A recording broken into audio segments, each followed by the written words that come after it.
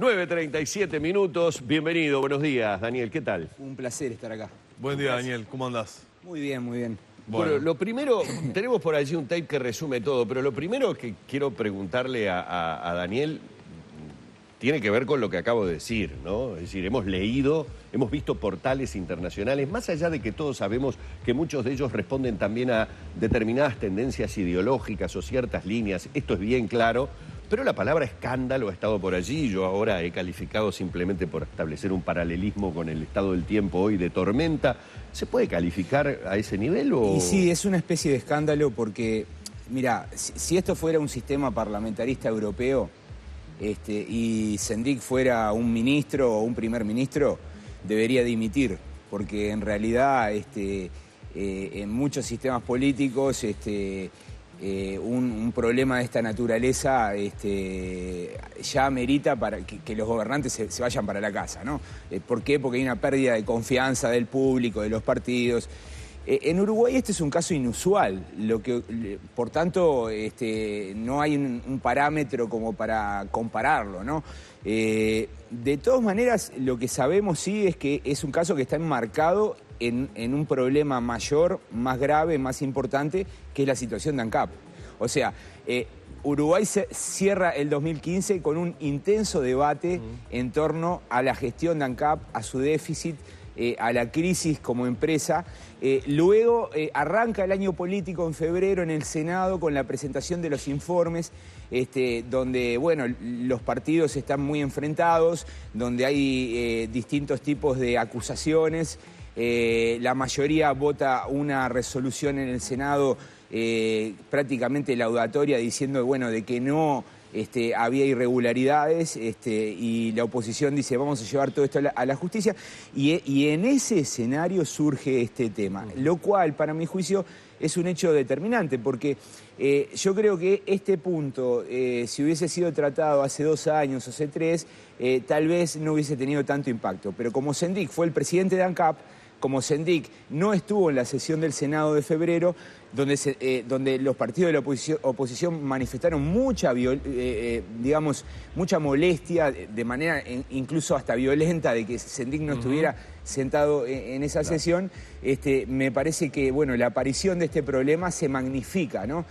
Incluso las reacciones, ¿no? Por ejemplo, el Partido Colorado pidiendo la renuncia, la renuncia del vicepresidente, prácticamente sin dar chance un poco a que aclarara. Exacto, ¿no? Entonces, yo creo que hay que verlo en ese marco y yo creo que sí, que tiene como ribetes de escándalo, ¿no? Bueno, Daniel, vamos a poner el contexto de todo esto en cuanto a que surge, obviamente, esta discusión que está en la agenda informativa por estas horas, a partir de una nota del Observador de la colega Patricia Madrid, que toma conocimiento de la situación de Sendik, habla con él, entre otras cosas, graba telefónicamente una entrevista. Allí Sendik hace algún tipo de aclaración respecto a su calidad en la licenciatura esgrimida en genética humana y posteriormente se desenlaza todas las críticas a partir de ese título del Observador que decanta en definitiva en una declaración de prensa de Sendik, porque no fue conferencia, porque no se permitió realizar preguntas, una declaración donde aparentemente allí hay una versión contrapuesta a lo dicho anteriormente, pero está resumido en este tape. Era un curso relativamente corto, que duraba 1 año, de genética para hacer docencia en genética dentro de la misma facultad. ¿En qué facultad es? En la facultad en ese momento de la facultad de Victoria de Girón, en La Habana. Y nunca validé el título. Pero no es de la universidad. En realidad no era un título universitario, era una preparación para la docencia, digamos. En la página al menos de la 711 dice licenciado de la universidad, licenciado en genética humana de la Universidad de La Habana. Yo hice la Facultad de Medicina en La Habana y hice ese curso que era preparación para docencia que hacíamos porque había poca docencia de genética en la facultad. Y nunca hice ni la Facultad de Ciencias Biológicas en La Habana, pues lo que hice fue medicina, y tampoco hice una especialización en genética de medicina, porque para eso había que terminar la facultad de medicina, que no la terminé. Y entonces, ¿cómo es que figura en su currículum como licenciado en genética humana? Porque en realidad lo que hice fue esa preparación para investigador genetista, digamos. Me sorprende un poco que usted no haya en ningún momento hecho la aclaración o pedido, digamos, que se aclarara que usted no es licenciado en genética humana.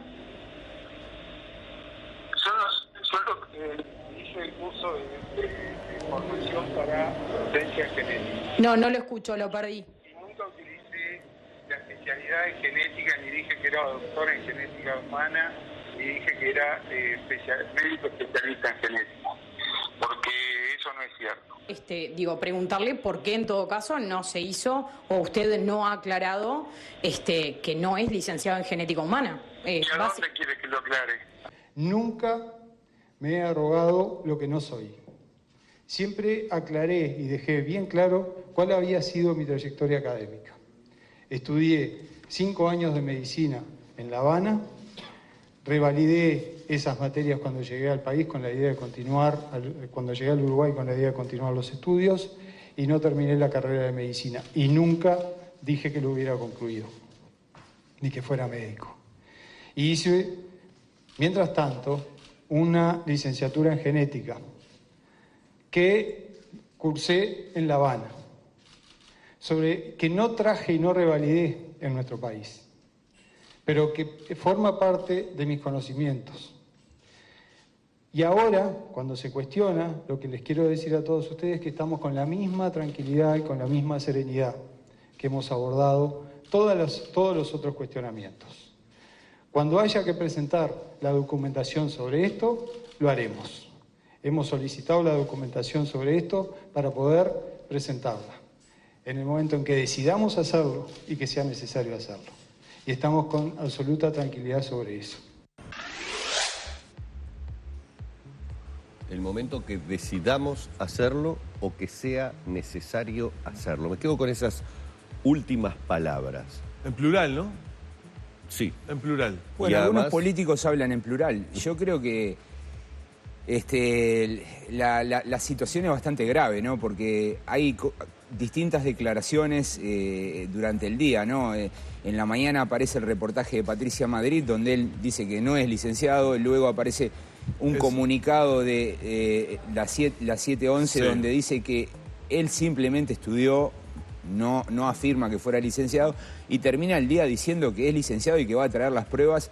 Sí. Entonces son demasiadas contradicciones. Además ahora están surgiendo algunos archivos, ¿no? Del año 2000, del 2004, donde él las dice, redes ya está circulando él dice por todos distintas lados. Cosas. Entonces me parece como que es un problema bastante complicado y como que digamos que las circunstancias exigirían que él lo aclare lo antes posible. Incluso, según informó ayer La Diaria, sí, el propio presidente Vázquez, sí, le pidió que manifestó la preocupación, porque este es un problema añadido al gobierno, ¿no? El gobierno tiene suficientes problemas como para estar lidiando con esto. ¿No era el momento de aclarar, de echar luz, de cortar de plano cualquier manto de duda que se pudiera presentar en la conferencia de prensa? Sí. Aceptando preguntas. Ahora, hay que ver, porque si aparecen los títulos, tal vez la conferencia... Tal vez a la conferencia le haya faltado tener los títulos y presentarlos, ¿no? Y vamos a ver si aparecen. Ahora, Daniel, desde el punto de vista político, mirá qué interesante esto. ¿Solamente la aparición del título, por decirlo de alguna manera, es lo que resuelve el problema, o ya la serie de contradicciones, de audios que se han dado a conocer por los medios, lo que acaban de decir de las redes, ya las idas y venidas de soy, no soy, sí, pero fue un ratito, estuve un año, estuve 4 meses, ya han generado algo que tiene que ser tremendamente contundente lo que se presente? Hay un daño ya, ¿no? O sea, eso es indudable. Habría que hacer encuestas de opinión pública. Yo estoy diciendo que hay un daño porque me imagino, o por lo menos entiendo cómo la gente está recibiendo esto. Las redes sociales son un pequeño, digamos, espejo de cómo el público más informado recibe esto. pero si pensamos en públicos más ampliados, que no están tan interesados en política, nos estamos dando cuenta que es un tema que está llegando, ¿no? O sea, no es un tema que se pierde, no es un tema complejo, ¿no? Es Públicos un tema... a los que habitualmente la política no les llega. Exacto, en cualquier manifestación pública, en el carnaval, por ejemplo, es un tema que está instalado. Entonces me parece que Raúl Sendic está saliendo dañado de este proceso. Ayer decía el senador Otegi, que es uno de los principales pilares que tiene Sendic a nivel legislativo y parlamentario y político también, que en realidad ese daño es una sistematización de la oposición pegándole a la figura de Raúl Sendic para evitar o abortar la candidatura de Raúl Sendic hacia el 2019. ¿Vos te afiliás a esa idea? No, para nada. Yo creo que la oposición hace su trabajo. Hace lo mismo que viene haciendo desde el 2005. El tema es que desde el 2005 en adelante no fue fácil para la oposición encontrar ahora lo encontró. filones, vetas donde pegarle al gobierno. En primer lugar porque durante 7, 8 años la economía voló y el Frente Amplio hizo reformas que eran muy,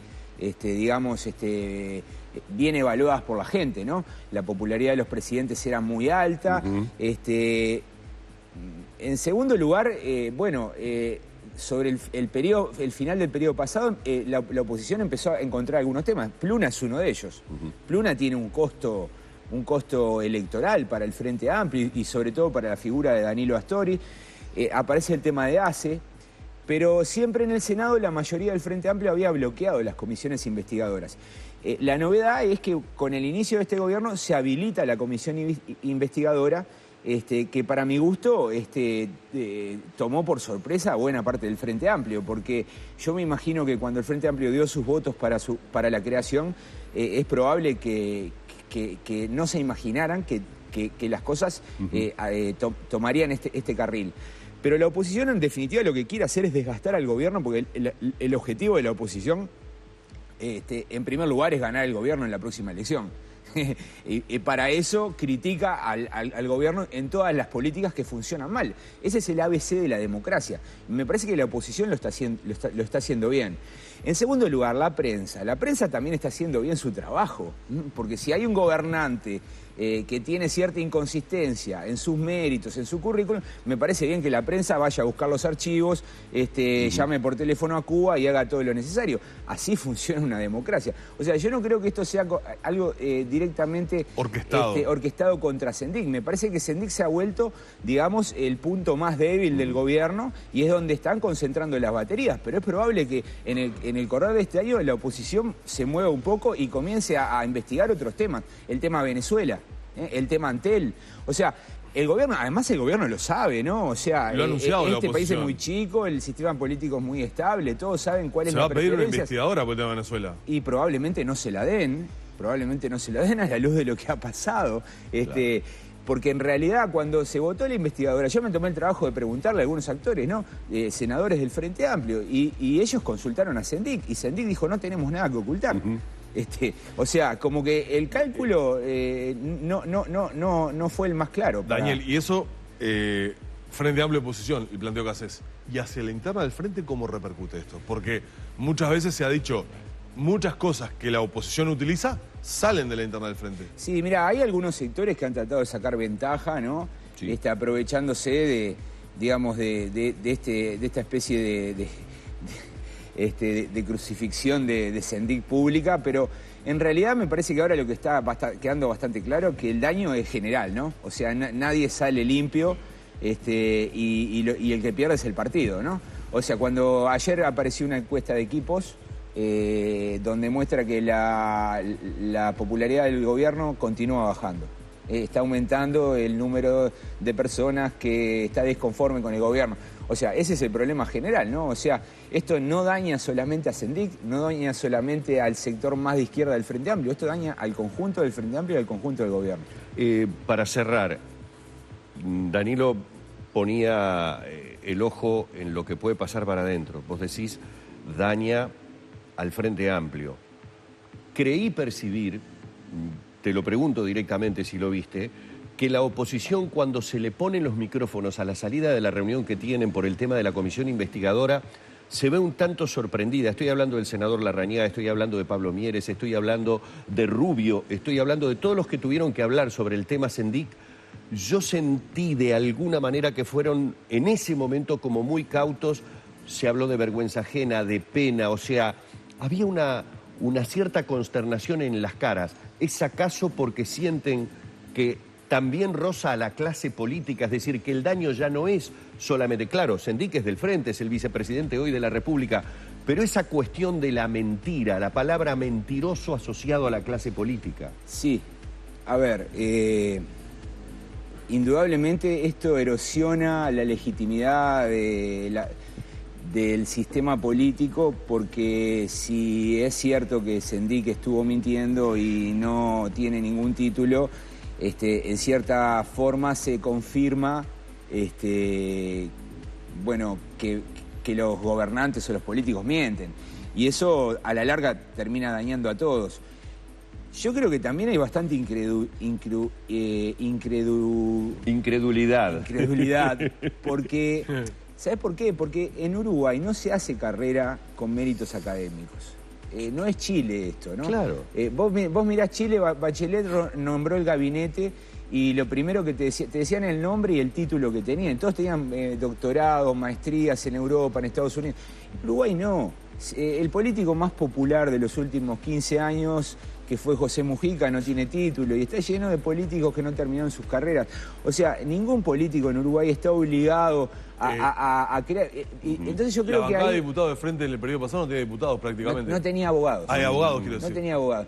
Y yo creo que eso está bueno, porque en realidad lo que muestra es que la política uruguaya es muy democrática y que los partidos son muy representativos y que en realidad no hay que pagar un precio para entrar en la política. Entonces, yo creo que también la oposición y los políticos en general y los senadores estaban bastante azorados, ¿no? Sí, ¿para qué? ¿No? Claro, ¿Con ¿por qué qué sentido? meterse en este baile, no? ¿Por qué inventar esto? Fíjate que nunca hubo. Se habla, por ejemplo, del caso de Luis Hierro López, que en realidad... Claro, porque no es profesor, Hierro. No es profesor recibido, pero ejerció. Y estudió en el IPA. Claro. Estudió en dictadura y ejerció en dictadura. O sea, en realidad no hay casos. Uno busca para atrás y no hay casos así de políticos que se inventen una titulación, entre otras cosas porque no paga en política. Porque Uno no quiere sé. hacer carrera en política, Claro. no es tan imprescindible, ¿no? Hay un antecedente que no tiene que ver con la licenciatura, hay un antecedente que tiene que ver con la nacionalidad, que es la de Venegas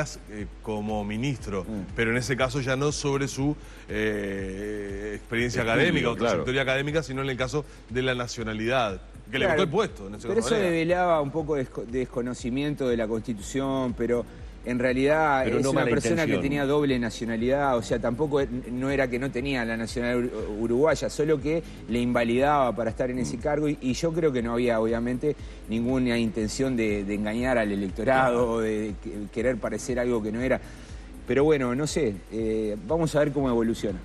Sí, hoy hay reuniones, hoy se sabrá la mesa política del Frente Amplio si trata o no trata el tema y bueno, en definitiva en los próximos días tendremos ya un panorama más claro, no solo de lo que pase, sino de lo que la gente en definitiva está pensando. Daniel, muchas gracias por aceptar un placer nuestra haber invitación, venido. Gracias por la Daniel. invitación.